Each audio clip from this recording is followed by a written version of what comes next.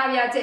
રાજુલા પંથકના સરપંચોએ ડિજિટલ સર્વે સામે ઉગ્ર વિરોધ નોંધાવ્યો છે, જેમાં રાજુલા તાલુકાના 72 ગામોના સરપંચો તાલુકા પંચાયત કચેરી ખાતે એકત્ર થયા હતા।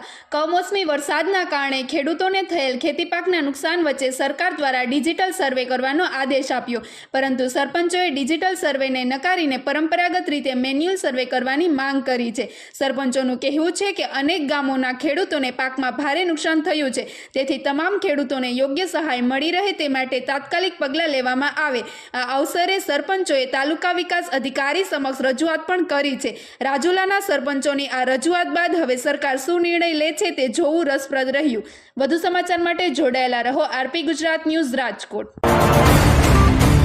એવું છે કે સરપંચોને ગામમાં 72 ગામના સરપંચો એ માટે ભેગા થયા છે કે રાજુલા તાલુકાનું કોઈ એવું ગામડું નથી કે જ્યાં 5 થી 7 દિવસ વરસાદ નથી વર્યો અને પુષ્કળ ખેડૂતોનું નુકસાન થયું છે। તમામ વસ્તુમાં નુકસાન થયું છે।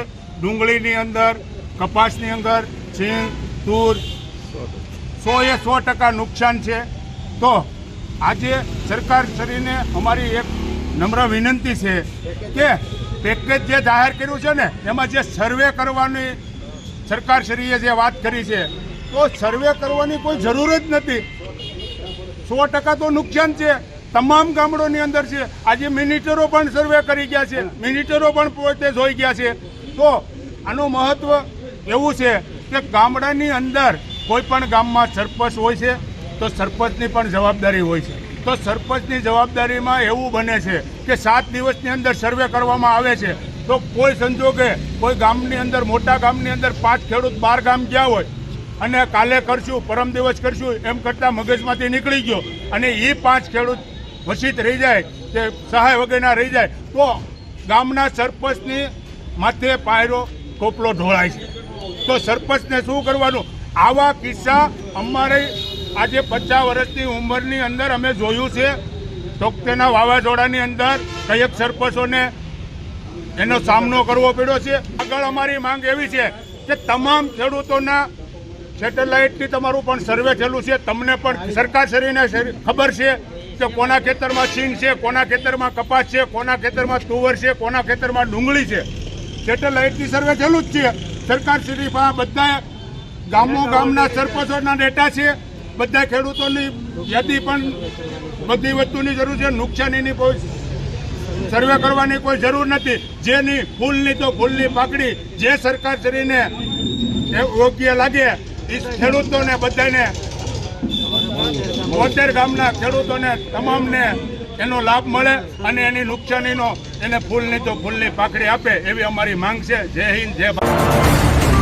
જે આ કમોસમી વરસાદ પડ્યો છે એનાથી ખેડૂતોને ખૂબ મોટા પ્રમાણમાં નુકસાની થઈ છે। તો સરપંચોની એક જવાબદારી હોય છે જનપ્રતિનિધિ તરીકેની, ગામ લોકોના ખેડૂતોને પ્રશ્નોને વાસા આપવાની।